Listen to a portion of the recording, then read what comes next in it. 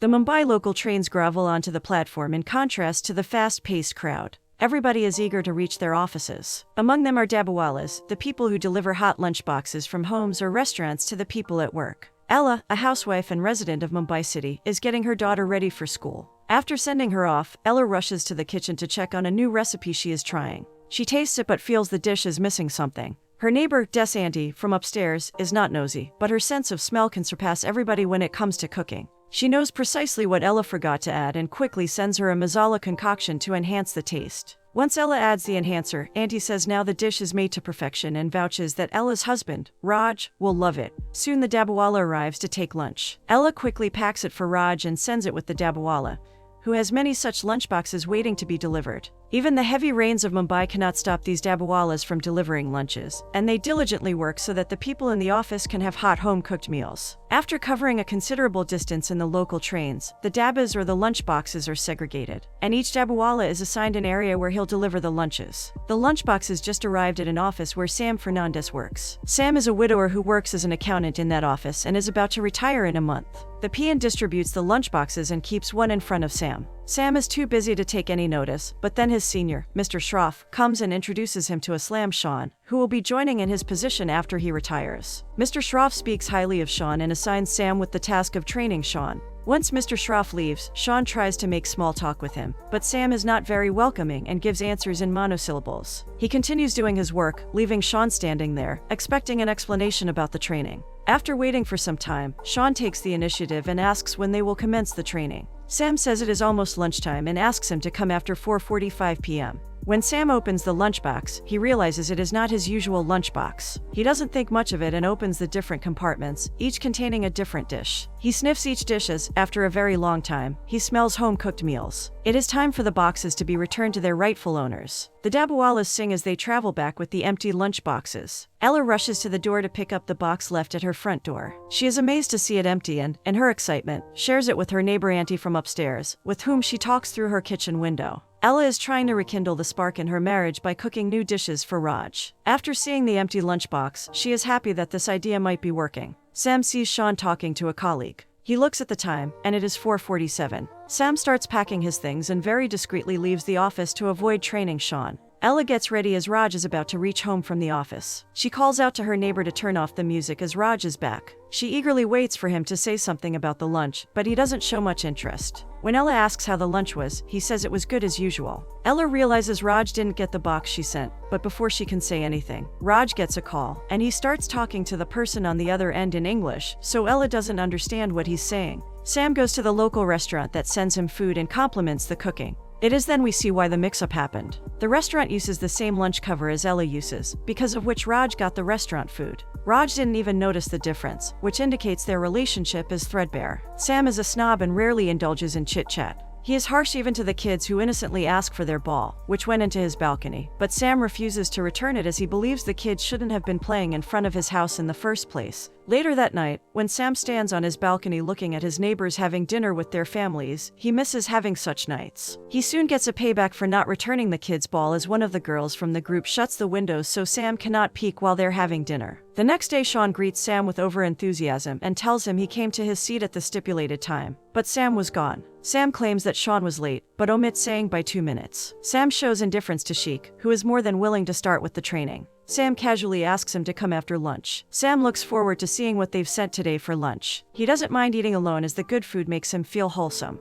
But today he finds a note with the food. He looks around, trying to guess if someone from the office has written the note. He reads the note in which Ella thanks him for sending the box empty and reveals that she had made the dish for her husband. She also writes that after seeing the empty lunch, her husband will have something to say to her. The few hours between the time the tiffin box came back and her husband returned, she was hopeful, and for those hours, she is thanking him by sending her husband's favorite dish in the tiffin. She writes her name at the end. Sending a thank you note is neighbor Auntie's plan. Ella is worried the letter might go to Raj, but Auntie says that Raj should be held accountable because yesterday, he didn't even notice the change in the taste. Sam feels bad for eating someone else's food. Today he doesn't know what to do, so he decides to eat it anyway and send a reply back with the box. Ella reads the reply, which says the food was very salty today. Ella shares it with Auntie, and Auntie gets annoyed at the sender's discourtesy. She sends down chilies and asks Ella to use them next time. Ella is not sure she wants to continue doing this. She says she'll talk to the Dabbawala, but Andy stops her and says the sender of the note should have been at least thankful. Sean finds Sam between the inventory racks. He again tries to talk to Sam but gets no response. He even compliments the aroma his lunchbox emits and says his wife has magic in her hands. Sam replies his wife is dead and walks away, leaving Sean bewildered. Sam now looks forward to his lunch, so much so that he opens the lunch cover only to have a whiff and guess what it could be. That day Sam is the first one to wrap it up and leave to have his lunch. He looks for the note, but today Ella has not sent a note. Instead, she has made the food very spicy to show her annoyance at him being thankless. Ella is surprised when the lunchbox comes empty again,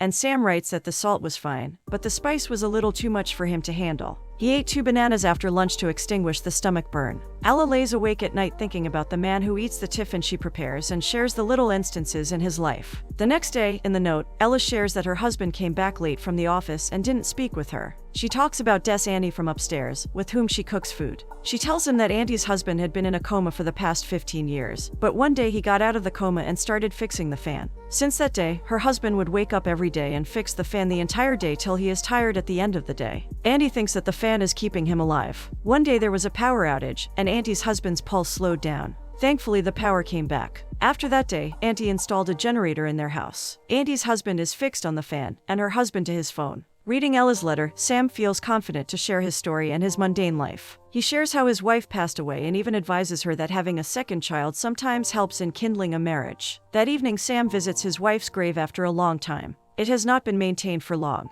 Probably Ella sharing her family issues made Sam miss the only family he used to have. As suggested by Sam, Ella tries to get close to Raj, but Raj brushes off her advances. One morning, the traffic on Mumbai roads brings everything to a halt. Sam is waiting in his auto for the traffic to clear up. The auto driver tells him that a woman with her daughter jumped off a building nearby, which caused the traffic. Sam gets apprehensive hearing the news. That day he stays anxious because it is already 1, and the lunchbox hasn't arrived. He would be lying if he said he didn't think of Ella and her daughter when he heard the news. He can't focus on his work and looks expectantly at the peon distributing the lunchboxes. He breathes a sigh of relief when the peon gives him the lunchbox, and he smells the familiar aroma of a home-cooked meal. He has just started reading Ella's note when Sean intervenes. Sam again tries to send him away, but Sean is persistent even when everybody in the office says not to expect anything from Sam. Sean shares that he is an orphan. He taught himself everything, including accounting, and his name was also chosen by him. He further says that Sam doesn't need to bother because he will teach himself the office work too. He starts to leave.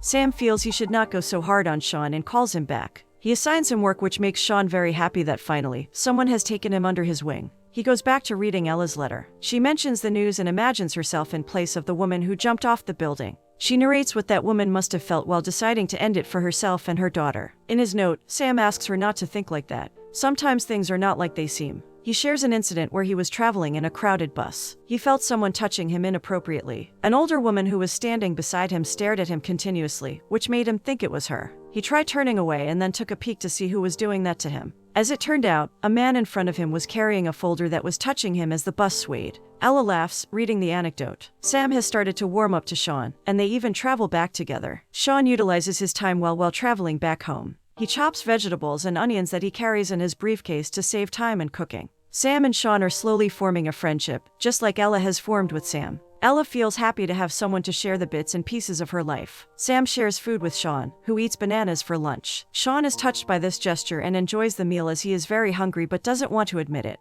That day Sam wrote to Ella, telling her that he found old recordings of TV shows that her wife used to see. He watched all the shows up until the morning and finally realized what he was trying to find in them. He remembers he used to be outside when his wife watched those shows on Sunday. He remembers taking a peek inside and looking at his wife's reflection on the TV screen laughing. He wished he had looked at her for a little more. In her letter, Ella asks him not to smoke and talks about her father, who has cancer because of excessive smoking. That night Sam doesn't touch his packet and tries to control the urge. Ella used to share everything with Auntie, but these days she keeps some things to herself. She has bought eggplants because Sam had mentioned it was his favorite. While washing the clothes, Ella smells perfume on Raj's shirt. It doesn't take her much time to suspect Raj is having an affair. He has been distant lately and would go to the office at odd hours. Feeling dejected, she takes her daughter to visit her mother. She wanted to have a mother-daughter talk about her failing relationship, but she kept it to herself after learning that her mother had to sell off the TV to buy medicines for her sick father. Ella gets a letter from Sam which acts like a salve on her wounds. He writes that one forgets things if they have no one to tell them to, which fills Ella with new hope.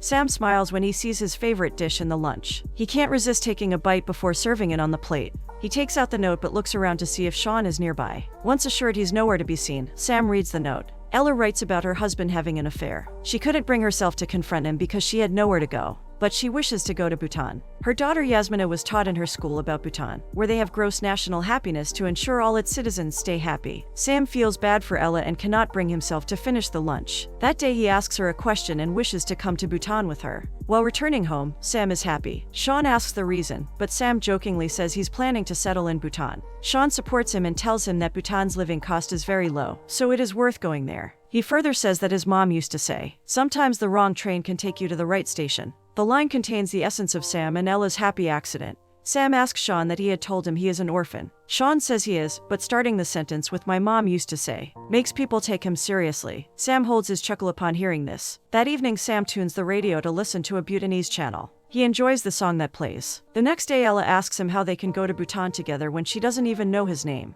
That afternoon Sam writes his name for her. Their story, which started with a mix-up and later turned into friendship, is now turning into liking towards each other. It is probably because of this that Ella proposes they meet at 1 o'clock in a popular cafe. Sam decides what to do, and as he is thinking, he is called by his boss Mr. Schroff. Mr. Schroff is angry because of the mess that has been made in the calculations by Sean. But Sam takes the blame for those mistakes. Mr. Schroff knows that Sam has not committed a single mistake in 35 years of his service, and he is taking the blame for saving Sean. He lets them go with a warning. Sam rectifies the documents after office hours. Sean is thankful to him for saving him. Sam chides him for messing up government records. To make it up for his mistakes, he takes Sam to his house for dinner. Sean's wife, Nissa, asks Sam about his wife. Sam tells her that his wife passed away, but he has a girlfriend and, after thinking for a little too long, tells them that her name is Ella. Nissa is surprised, but Sean has an idea as he had noticed the letters in the lunchbox. Sam asks them about their marriage. Sean changes the topic. Later, when he's alone with Sam, he tells him that Nissa's father refused to get his daughter married to Sean, so they fled.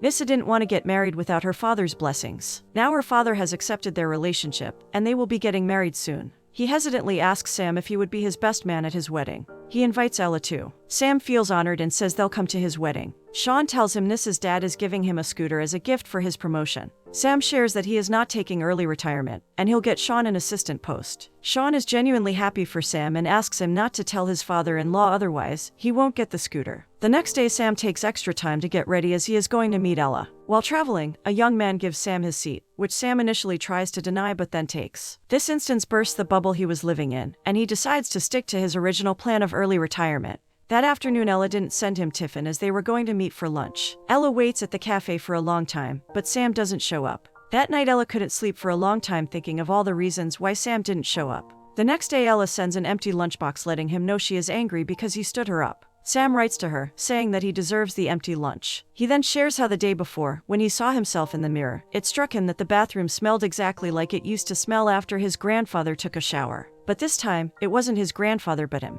He realized how old he had gotten. And this was again a reminder in the train when he was offered a seat. He concedes he had come to the restaurant and saw her waiting the entire time. She looked beautiful. He reminds her she is young and she can dream. He wants to thank her for letting him in her dreams for some time. Soon Sean gets married. Sam is the only person attending from Sean's side. Sam is leaving for Nasik after the wedding. Sean admits he isn't feeling good that his mentor and friend is going away. Before leaving, Sam invites him to visit him at the new place. Sam and Ella are both upset at the end of not only what could have been a beautiful love story but also a lovely friendship.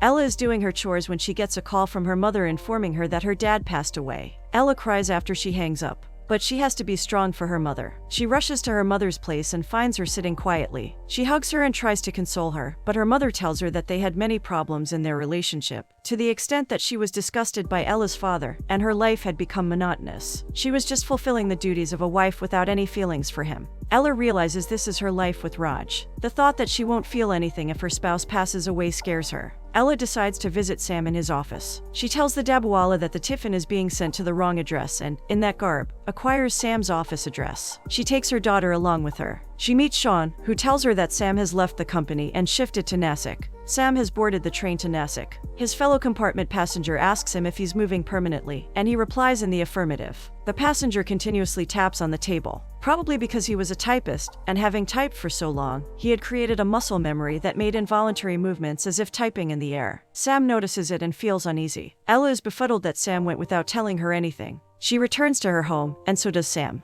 He has changed his mind and returns to his old house. The next day after sending her daughter off to school, Ella writes to Sam, telling him that she is leaving Raj. She has sold all her jewelry, and with the money she has collected, she is moving to Bhutan with her daughter. She has packed her bags and is waiting for her daughter to return from school. They'll take the train that afternoon. She is still contemplating whether to send the letter to him or keep it with her. She is reminded of the saying that sometimes the wrong train can lead you to the right place. The same day, Sam goes to meet the Dabawalas and asks for Ella's address. As Ella waits for Yasmina to come back from school, Sam makes his way to Ella's house with the Dabawalas.